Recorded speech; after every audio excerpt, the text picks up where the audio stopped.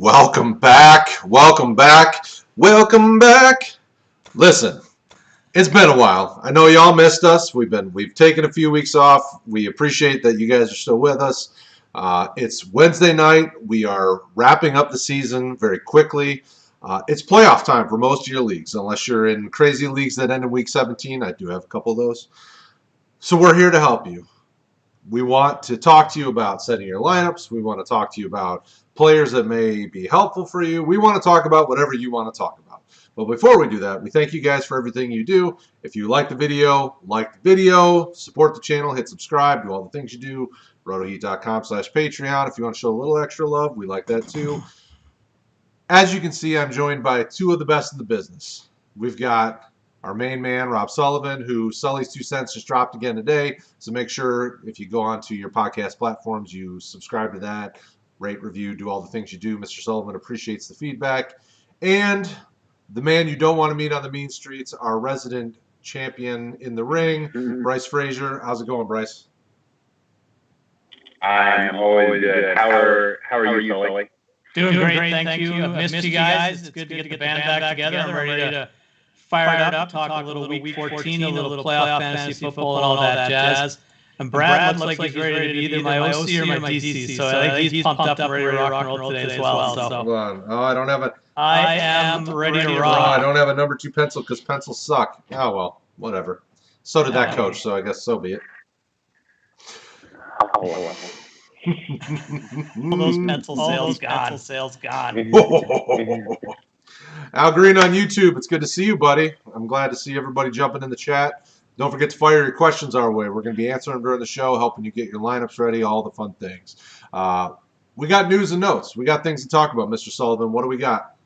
All right, so as you alluded to at the top of the show, week 14 for the vast majority of our fantasy leagues is the fantasy playoffs. I know I have a couple of redraft leagues that start the playoffs until next week. You mentioned there's some leagues that play into week 17. I think 17 psychopath being those, but that's just my own personal opinion. My question to you, gentlemen, so week 14 you're in the fantasy playoffs. Do you do anything differently this week when you're setting your lineups, or are you just status quo, set your lineup? Do you pay any more attention to who your opponent has, or do you just fire it up like you normally would, Bryce? Yeah. I mean, you got there. You should play the way you got there, in my opinion. So you got to start your studs, and then if you got some other players that are pretty equal, you look at matchups. I wouldn't start my lineup any differently than I would during the regular season. I'm going to pay a little bit more attention though, especially to my opponents' lineups. I just noticed that. It's funny you say that because I just last night and this morning I've looked way more at my opponent's teams than I did the whole year combined, just because I'm so curious of their matchups and everything like that. And that's usually because you got money on the line at this point. Sure. You just want to win more now than ever. You worked this hard to get here. So, Brad, do you do anything different? No, I mean, it's tough because you want to look at your opponent's lineups, but you got to go with what got you here. At this point, you've worked hard to get to this point. You've made trades, you maneuver the waiver wire. I mean, you go in and you start your best lineup and you hope for the best. I've been looking at my lineups and I'm made it to the playoffs in 3 or 4 of my leagues that make money, which is nice. So I'm at the point where I'm like, listen, these guys got me here. The Cooper Kupps of the world, the Clyde Edwards-Helaire in a few spots. I mean, these guys got me here. I got to ride them.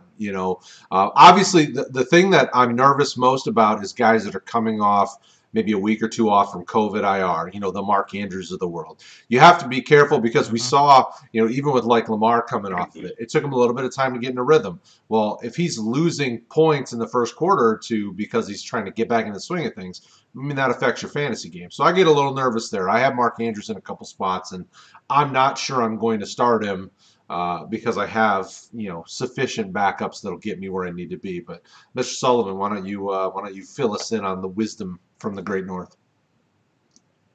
Well, I'll do my best. I tend to look at my lineups with an OCD level in weeks 1 through 14, but this week it's insane.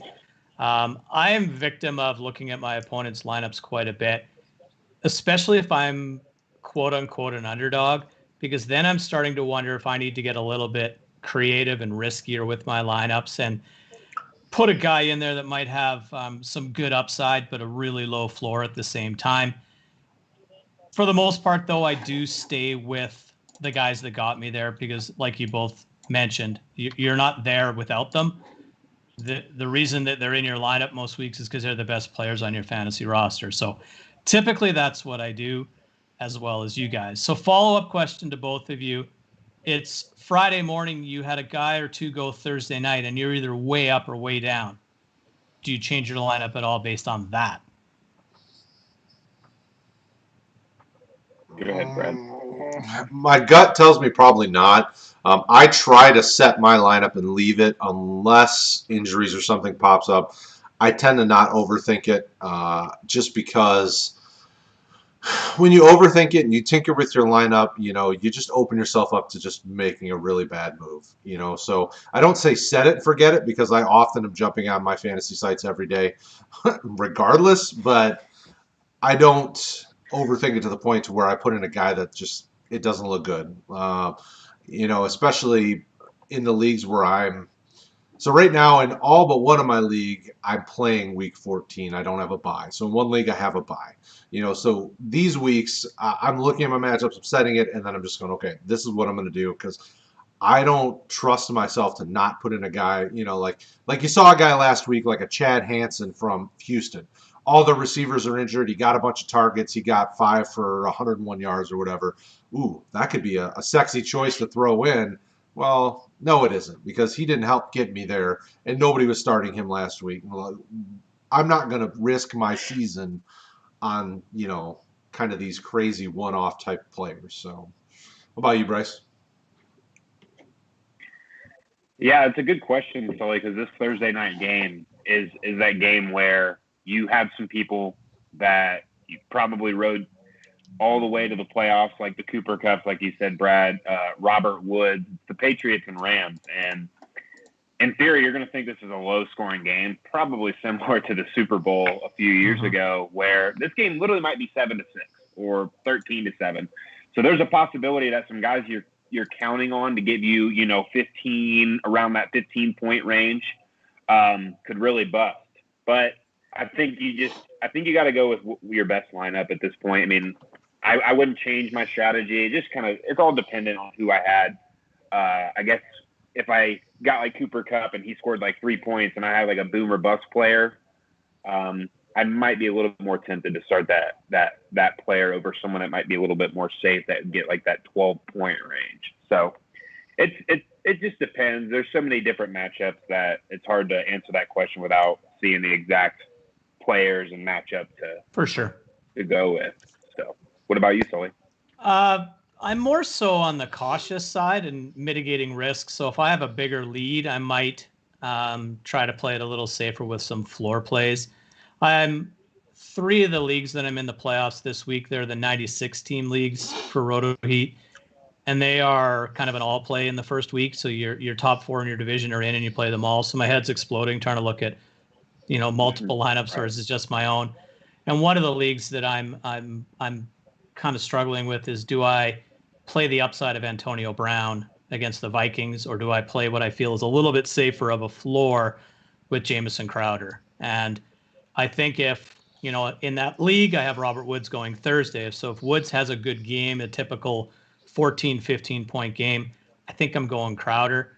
But if he, gets shut down and gives me a single digit, I'm probably going to go Antonio Brown, hoping that he finally finds the end zone and gets going against my Minnesota Vikings. So for the most part, though, no, I'm just going to get out the rosary and let it roll.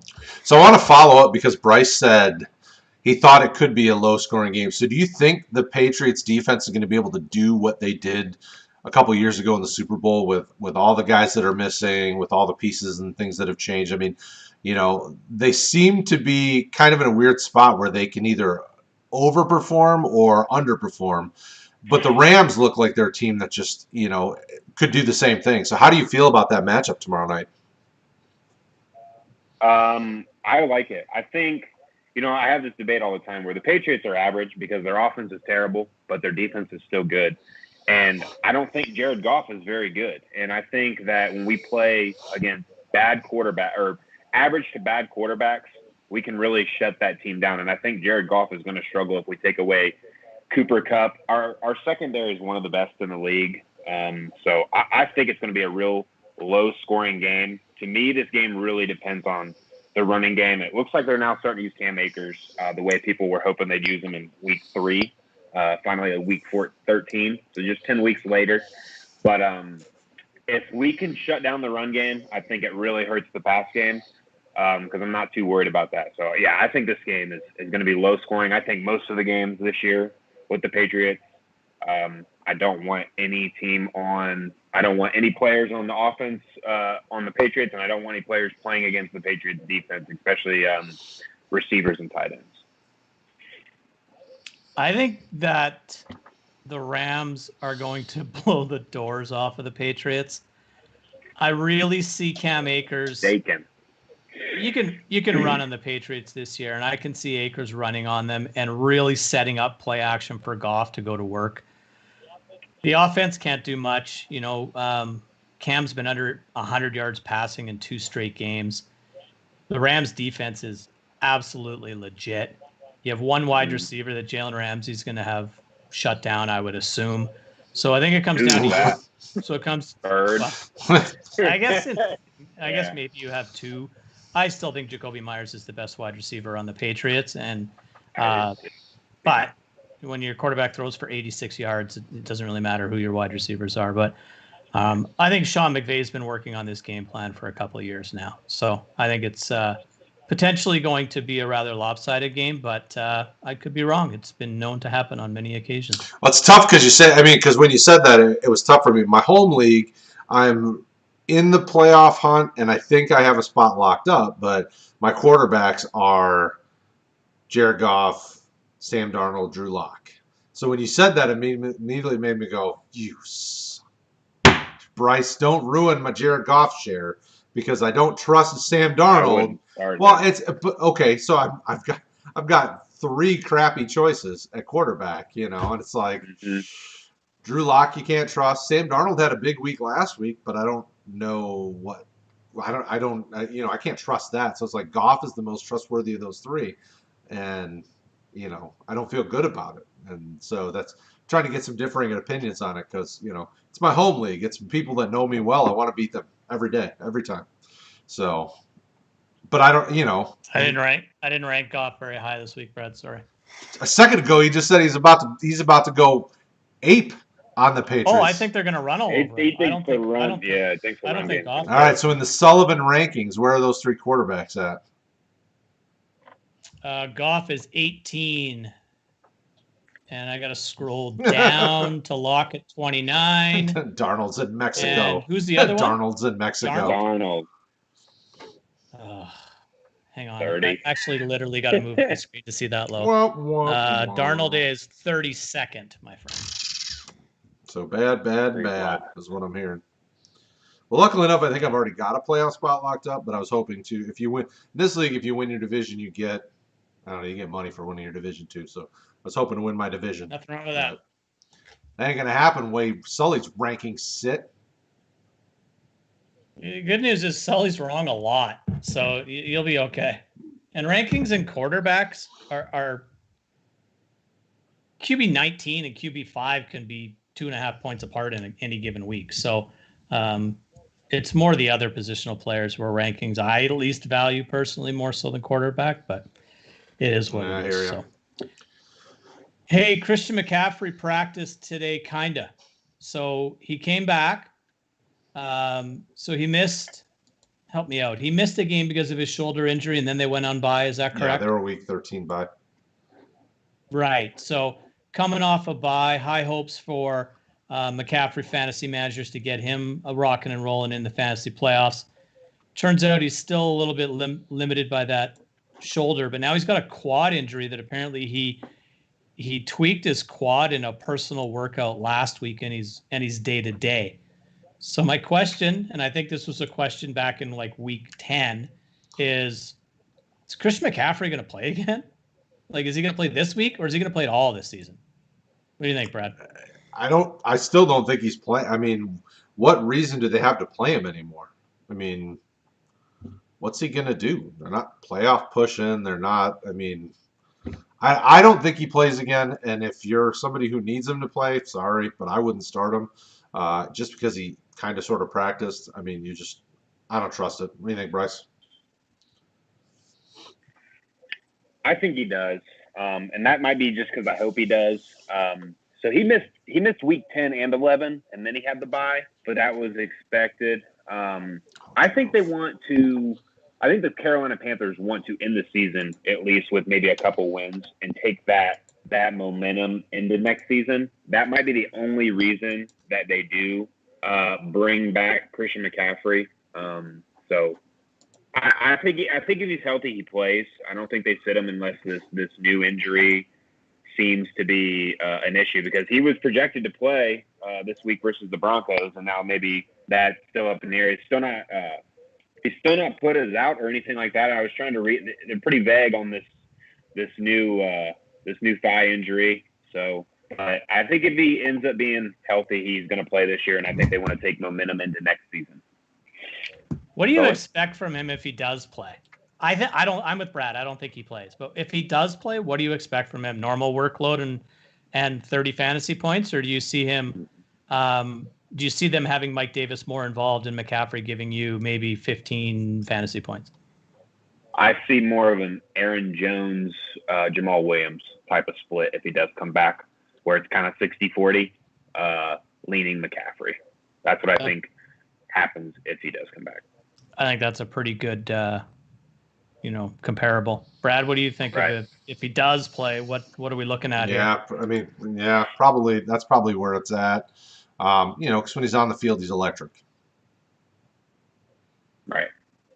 Yeah, I guess it depends on what he does too. If he gets on the field, he's a tough guy to sit down. If he's tearing off 4.5 yards per carry and 8.5 yards per reception. Right. So. Cool.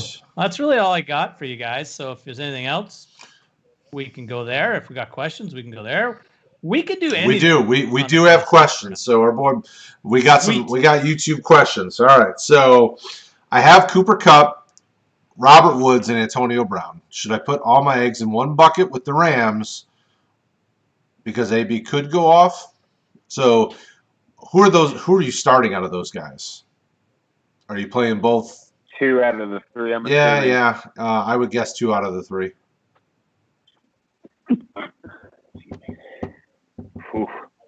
I really think that.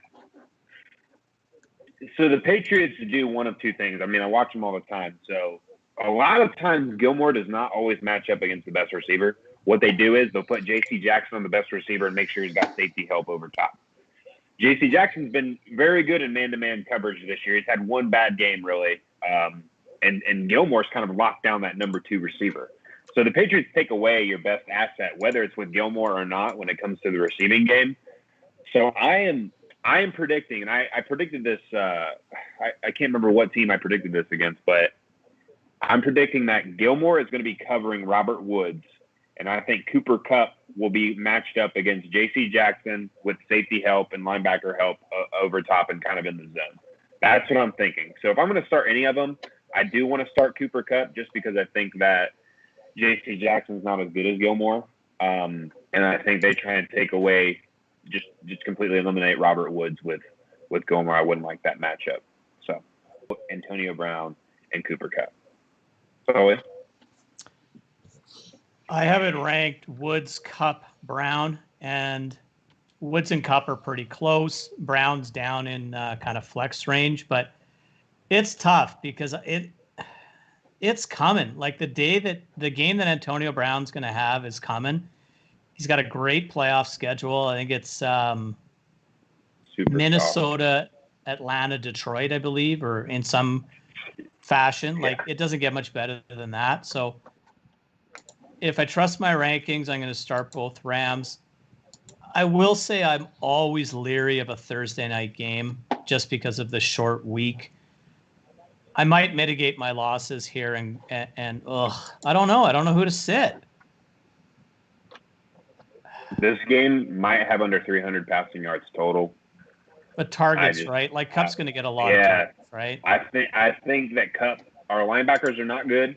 I think Cup gets a lot of over the middle targets, and I think Robert Woods usually lines up kind of outside, and I think that Gilmore's going to be matching up against him all day. You'll see him on both, but I think majority of the time he's going to be on Robert Woods, and I think Cooper Kupp's going to play the middle of the field, and he's going to be that 8 receptions, 120 yards out of Jared Goff's 220 yards in the game. That's what I'm gonna take a cheap way out here, and I'm gonna use that example I used at the top. So if I'm an underdog in my playoff matchup this week, I'm getting Brown in my lineup because I think he has 30 fantasy point potential.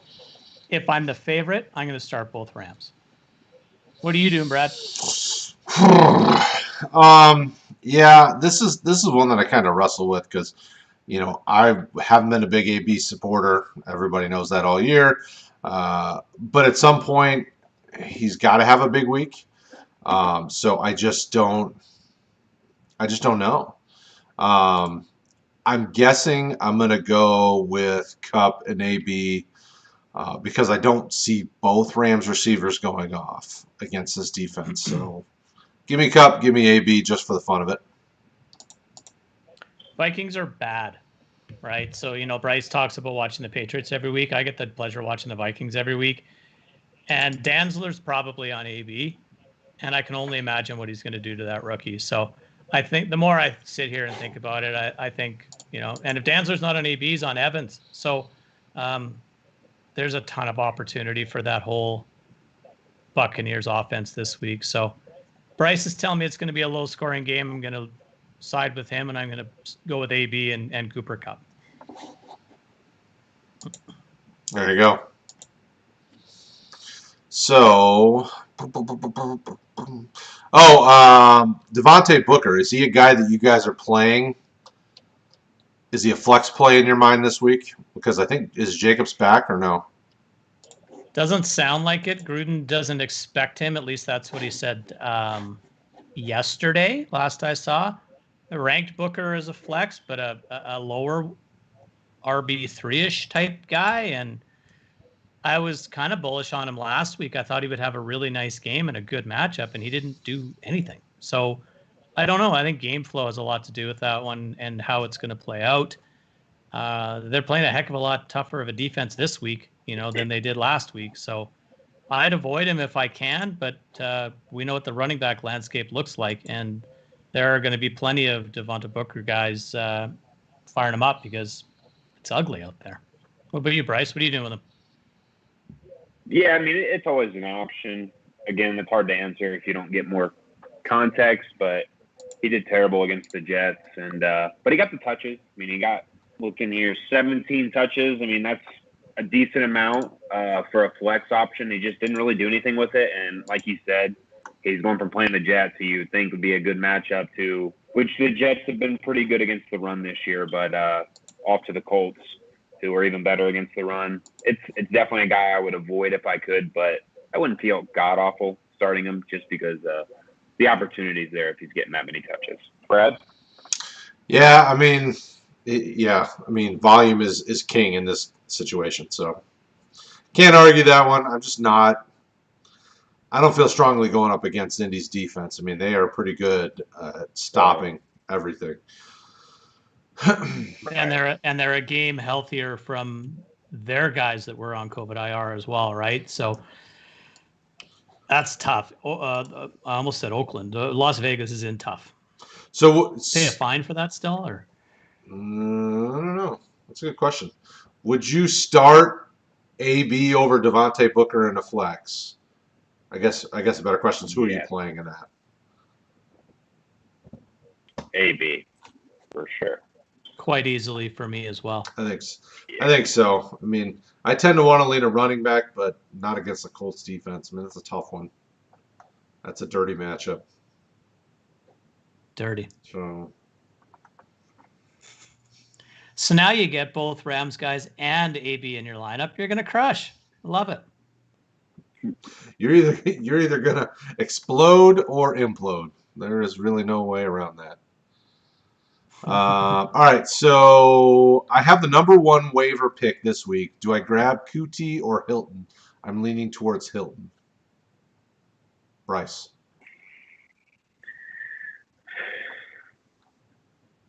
That's hard. I think I'd rather go Kiki Kuti at this point. It seems like every time that guy gets the opportunity to get more action on the field, he takes advantage of it.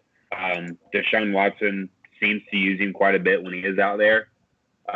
Hilton's been on the field all year, and he's just getting it into gear for 2 straight weeks.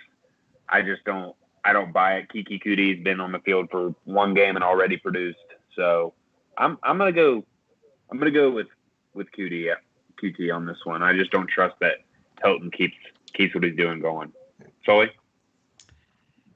Yeah, I think I'm there with you. I read a stat earlier this week that Kuti, in his previous outings, when Cooks and Fuller, and prior to that, it was Hopkins and Fuller were on the field, that he was sort of that slot guy, 4, 5, 6, 7 air yard type of wide receiver.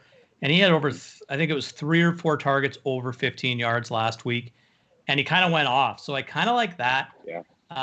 I see this more as a Michael Pittman game for the Colts against the Raiders than I do a T.Y. Hilton game. I'm not sure why. I just kind of do. My only reservation is I think the Bears are better than they showed last week in the secondary. And, you face that mighty Lions offense and you wilt under pressure, right? So With Darrell Bevel at the helm, we are a playoff team, is what I'm hearing. I would grab Kuti, and I'm assuming you're picking up this player off of waivers with the number 1 pick with the plan of inserting him in your lineup.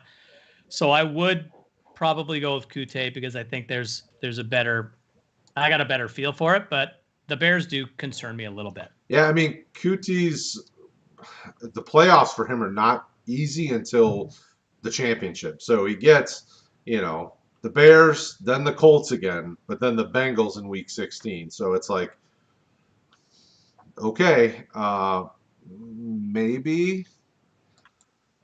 But, I mean, Hilton seems like he's finally coming into form with Phillip Rivers. So that's kind of where I'm at. I think I would lean Hilton just because it seems like they're finally building the chemistry. Although if this is obviously this is a redraft show, but in dynasty format, I mean, I would still go Hilton too, just because Kuti, for some reason, he just never gets a chance that he should. But when he gets a chance, he looks good. I just don't know why he just doesn't get more of an opportunity. I mean, he's usually hurt though. Like he's usually hurt, and he's usually playing behind Hopkins and Fuller. Now both of those guys are gone, and he's healthy. So I don't know. I can't argue against Hilton. Like the guy's an awesome wide receiver. He has been forever. Right. So. Yeah. So, well, there you go. 2/3 of the group say get some QT in your lineup, and you'll be good to go. 2/3 of the group are right, and 1/3 of the group is wrong. So. 1/3 of the group beat the Bears last week, so that's all that matters to me. That's all that matters. That's right. All right, so who should I start in the flex? Cam Akers, Jamison Crowder, Raheem Mostert, and this is a full PPR.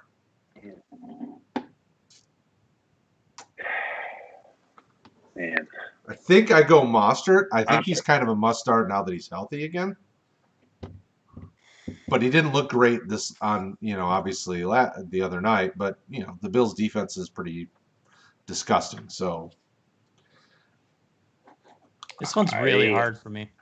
I cannot sit Jamison Crowder if Sam Darnold is the quarterback. I can't do it. So I'm going Jamison Crowder. I think only 1 game this year with Sam Darnold playing and Jamison Crowder healthy. He has under like 20 points. Yeah. I think. Not last week, but the week before.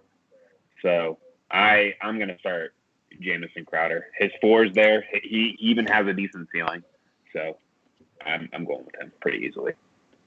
Yeah, it's not easy for me, and I think that's an excellent point. I just look at Crowder's game last week, and if he doesn't have those 2 short touchdown passes, he's terrible. But he had 2 touchdown receptions, so you can say if he did or he didn't, he did. So Raheem Mostert kind of frightens me a little bit. I saw way too much of other running backs in that backfield last week.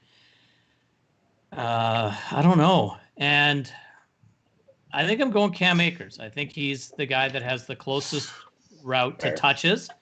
I think we saw him start to get a little bit involved in the pass catching game for the Rams. I think these guys are really close together, and I think this is an excellent question, and it's hard. And if I had to rank the three of them, I'd actually rank Mostert third, I believe. But it's close for me. I think Akers has the best matchup going against the Patriots. So I think you're probably if you're looking at a week-to-week basis, this week Akers probably has the best matchup. Then Crowder, then Mostert. I think Mostert has probably the best opportunity for volume, but going against, I think what is he facing? Washington, I think. It's a tough defense. They just beat the unbeatable. So I think you're probably right. Akers probably has the best opportunity for fantasy success this week, just because he's facing a weak run D. But that Washington defense, by the way, very nice. Especially that front seven. Washington's like one or two players away from being like a 10-6, 11-5 team. Especially when you consider who they play twice a year. Yeah, that's true. All right, so what else do we got? That our answer did not help that guy at all. No, well, poor guy. I flipped mine to Akers just because of the matchup. Seeing as I wasn't. There's nothing worse than a 3-panel show and they all have a freaking different answer. Don't give us 3 options if you don't want 3 different answers. He does say he's leaning towards Crowder because he has a great matchup. And he does. Crowder's got, a weak secondary that he's going to be going against. So it's not terrible to pick him. He's facing Seattle. Why is his name escaping me in Seattle? Mr. Do everything in Seattle's defense. Adams? Oh, Jamal Adams, yeah. Oh, Jamal Does he just not take Crowder away? Yeah, he's a safety that plays. He plays linebacker more he plays closer to the line. I mean, he's a tackle machine, but he's not a guy that shuts down a player. Yeah, he does. He's not very fast. He's like linebacker speed, like regular linebacker speed, but he's just like super smart. Yeah. He's like that. He's just a hybrid. Yeah, he's extremely intelligent. Linebacker. I don't watch a ton of Seattle games, but when I do watch them, it's usually primetime games, and it looks like there's 3 or 4 of him on the field when I watch. Like he impresses me. Yeah. He's a monster. Yeah, and we've got we have questions about, like Seattle's defense. So over on YouTube, they want to know about, Carlos Dunlap versus the Jets. Is that a good matchup? Seattle's defense, when you look at them, they're ranked pretty low, but they have some guys that can really do some damage. When they did the deal to get Dunlap from Cincy, that was smart for them. He's a good edge rusher that can bring the pressure to the quarterback. He's a good play, especially against a super weak Jets team. The offense is suspect, at best. But Seattle defense has its share of holes. Young linebackers that aren't great, corners that are meh. Their defensive line, they have a couple of pieces, but there's a lot of holes on that defense. They're one of those teams that's a better fantasy defense than a real life defense. Like they'll get some sacks, they'll get some turnovers, and they'll give up 35 points. So they're getting better all year, and it's probably because of those moves that you were saying, yeah. Right? All right, so over on YouTube. Oh, what's up, Ivan? Ivan says, "What's up, guys?" Our boy Jason Abel wants to know our thoughts on the man, the myth, the Stafford. Who? How dare you? My quarterback's better than your quarterback. We'll just say that much. What? That's blasphemy. You like that? Stafford's better than Cousins. I'll just say that much. So, Bryce. In real life, 100%. I'll let Bryce start first, seeing as we've got some biased opinions on Stafford. What do you think about Stafford? Jason wants to know. I can't. How can you not like Stafford? He's very similar to me. Like when you talk about fantasy, too. It's kind of like Matt Ryan. He's always pretty. He always does well. He has a couple games every year where he kind of disappoints you. But overall, he's always had good talent around him. He's a solid quarterback. I like Matt Stafford, but he's kind of those guys that you always pass on quarterbacks and you get him, and then you might get another guy that's kind of close to him, and you can kind of set your lineup based on who's injured around them and who they're matched up against. But Matt Stafford's definitely a guy that you can have on your fantasy team and easily win just because you pass so late. So, Sully? I would be very comfortable with Matthew Stafford as my quarterback this week. Right. I love the fact that Bevel's in charge. Brad and I talked about this on our Sunday waiver wire show. It almost reminds me of 2019, first 8 games of the season, Stafford, vertical offense. Stafford was on pace for a career year last year before succumbing to his back injury. He led the league in yards per attempt. He did all those wonderful things. I have him ranked 15th this week, and it's not because I don't like him. It's because nobody's on bye, and quarterback is super deep. But I would be super comfortable with him in my lineup. They play the Packers. That's a game that I see a ton of points in. Hopefully the weather allows for it. Is it in Green Bay? No, it's in Detroit. Even better. So weather's not a factor. Should be a track meet. Hopefully he doesn't have Kenny Golladay back. I was going to say hopefully he gets Kenny Golladay back, but that's not going to happen. He doesn't need him. There you go. For the year, Matthew Stafford. No, he's not. He's not done for the year, but he's still not practicing, so he won't play this week. He's done. But that's a whole other subject as to why the Lions didn't put him on IR, but that's another show and another topic. Anyhow. Because they're waiting for the playoff push, obviously. Yeah, that's totally true. Anyway, Jason, great question. I feel very comfortable with Stafford this week. Brad, testify. Go for it.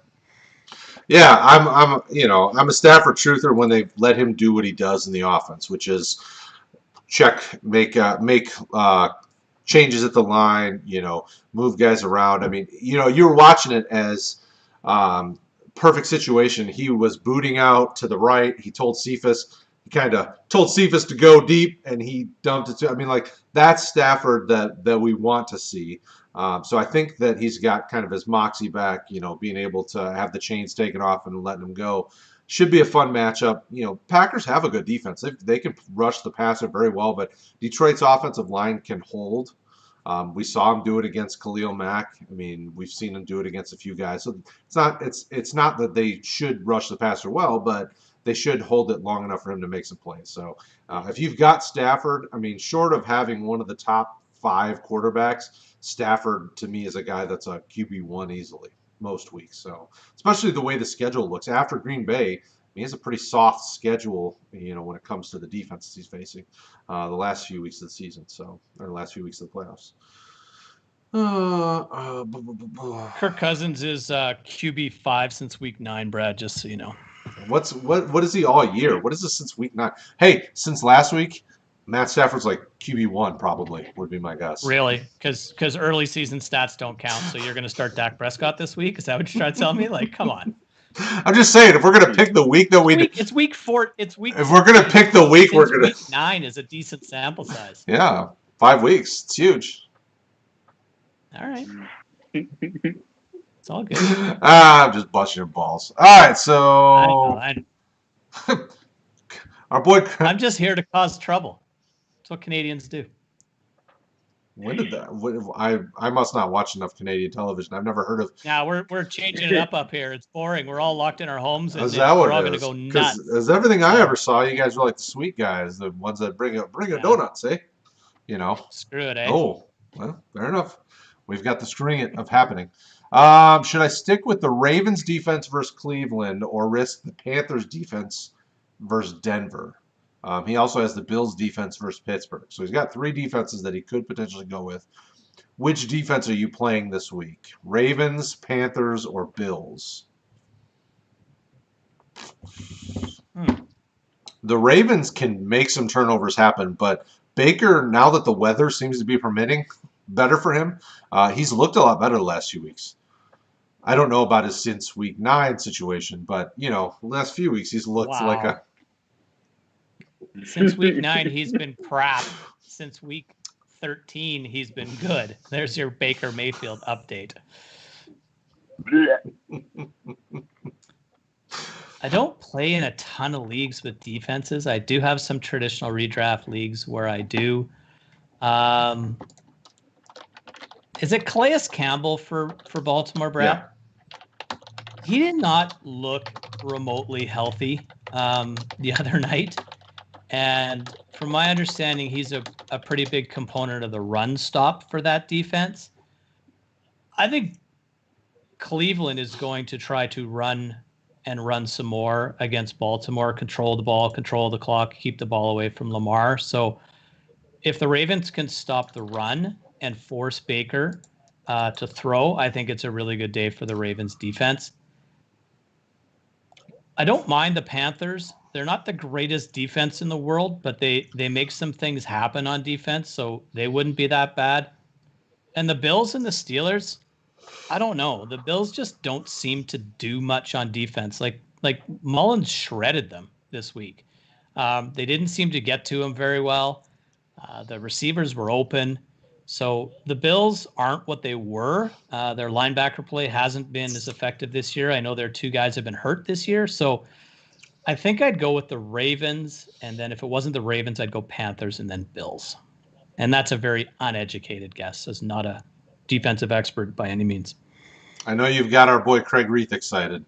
He said, Sully talking IDP, that's what I'm here for. So he's very excited. Very excited about your IDP prospects. What about you, Bryce? I'm working on it. I'm probably going with the Panthers defense. They've got some good pass rushers. And, if you take away some of the games they played against, they played against some good offenses this year. Chiefs, Buccaneers, Falcons, Saints, Cardinals. It's hard to do well when you play teams with talent on the offensive side of the ball at that level. So they get sacks against teams. I mean, they held their own they did pretty well against the Lions and the Vikings. So I'm gonna go with the Panthers. The Ravens, I don't think they're gonna be able to stop the run game. I think Dallas was even having some success running against them just last night. So the Browns' running game right now is the second best in the league. If you guys don't know who number 1 is, you can go ahead and look that up. But you can Google it. The second best, you can Google it. It is the Patriots. Yeah, we're number 1 in running, and I think number 32 or 31 in passing. So we talked about that though, right? We said they're going to lead the league in rushing attempts. Yeah. Well, we just thought it would be Sony and not Damian Harris, which is fun. But and the Broncos are not a very exciting team on offense. They've got a lot of potential, but I think they're a couple of years away. I don't know if Drew Lock is the answer, but they got enough talent. They're just not putting it together. So I'm gonna go with the Panthers. So follow up to that, and I would start the Panthers too, just because they're kind of the boom play. Ravens, I don't see them getting you a lot of fantasy points, in the Bills. It could be a low-scoring game, but they just do a good job at the fundamentals. They tackle well and all those. They don't really cause a lot of the things that get you fantasy points. So would you start Damian Harris against the Rams, seeing as you're talking Patriots running attack? So Cam Newton's the only running back. Cam Newton's the only running back you want on that team, right? Cam Newton is the running back with the most touchdown upside. He's their goal line back. Damian Harris. Right. Damian Harris is great. I wish they've tried to kind of somewhat get him involved in the pass game, but there's better options. Why not use him? I think James White should be used a little more. I wish they would just use both of them back there. But Damian Harris is just that guy that's going to maybe get 100 yards and doesn't have much touchdown upside in the red zone and doesn't have much PPR value. I'm excited more for Damian Harris in the future. If we move on from Cam, rather than this year. Okay. All right. So next question, our boy Math Quest. Should I trust, or who can I trust more? Cam Akers or Miles Sanders is my RB2 in the playoffs. First, congratulations for making it to the playoffs. Second, I'm probably going Cam Akers at this point because that Philly offense is just now they're starting Jalen Hurts. Who knows what's happening there? What do you say, Mr. Sullivan? Just looking at playoff schedules. So So the Rams have the Patriots, the Jets, and the Seahawks. Soft. And the Eagles have the Saints.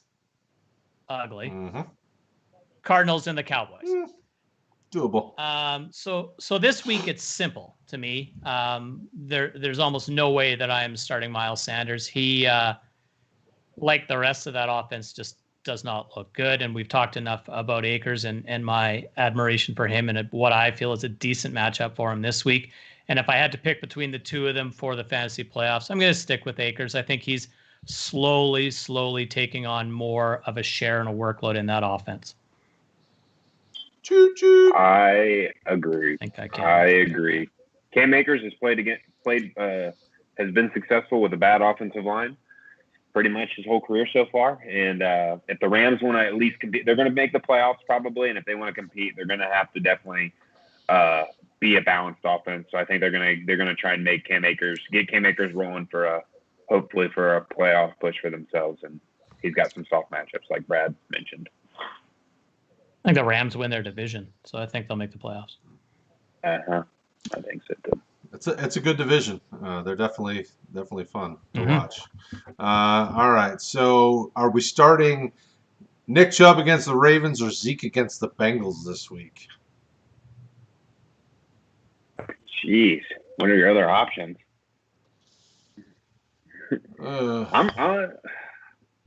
I'm probably going Zeke because the Bengals are just really. I mean, I don't know, man. Chubb he's disgustingly good. I mean, Zeke looked good last night, though. Zeke looked like prime Zeke last night. He was running hard. I don't know, it just looked different. Maybe he's tired of. He's probably letting a lot of the outside stuff get to his head, and he's got to try and turn it on at this point. Again, I think it's really important for some of these bad teams. You kind of saw it with Miami last year too. They took a lot of momentum coming into this season, and they're having decent seasons. So maybe the Cowboys kind of start to turn it around a little bit. I don't know, but Zeke last night looked like prime Zeke. So I'm going to start him against the worst defense. He's banged up. There's a report today that they didn't practice, and if they did, he wouldn't have practiced. And I don't know what that means. That might just be like a typical Wednesday for these veteran guys. I'm trying to find it as I'm stalling and talking at the same time. But here it is. He's got a calf injury, and he's fully expected to play in Week 14. And what a matchup this is.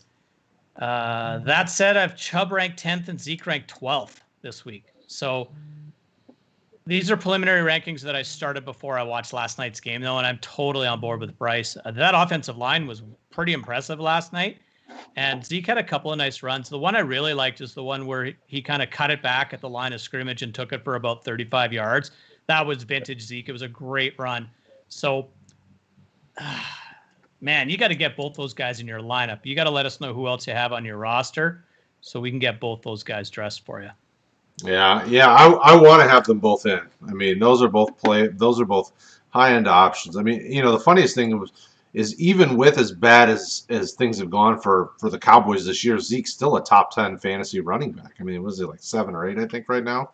Well, I could break it down pre and post Dak, but you only care about the season-long numbers. No, I want to. Since Week 9, Zeke is running back. Well, I can tell you this because I did this for my podcast. Is entering last night, Zeke was RB3 in the first 5 weeks with Dak Prescott, and RB27 since Dak's gone down. Oh yeah, I'm sure. I have no doubt. There's a lot of contributing factors there too, right? Like they've lost a huge component of their offensive line, but dude looked good last night. So who knows? Maybe he's back. His other running backs are Eckler and CMC. So he's trying. So it's like that's why he's trying to figure out how to fit one of those guys in the flex. But see, now the bigger question is, do you trust CMC? This goes back to do you trust CMC is going to play or not? If CMC doesn't play, then you're playing all 3 of these other running backs. If CMC does play, that's. Ooh. There is, to me personally, 0 chance that I do not have Christian McCaffrey in my lineup if he's playing. Yeah. Like none, right? Like, I think it was when we talked on Thanksgiving, he had played 3 games this year and he was RB 31. He's averaging 35 points a game or something stupid this year. Like, I'm playing him. Yeah. And Eckler's got a great matchup against Atlanta. Mm-hmm. These are all really good matchups for him. I mean, these are. I don't think you can go wrong, and I know you always want to start the guys who get the most points, but I don't think you make a bad decision here when you go with any combination of that awesome running back stable you got. Yeah, I think you'd be good either way, but I'm probably going. I keep going back and forth, but I'll probably go Chubb in the flex. As much as you should be able to run all over Cincinnati. I mean, that's a tough one. Bryce, what's your final answer? We'll give you the final answer on this one. I said Zeke. Okay. Yeah, I'm going Zeke. There you go. He says Zeke. Okay, so thanks for the love, Jason. He wants to know Nyheim Hines versus the Raiders or CEH versus the Dolphins.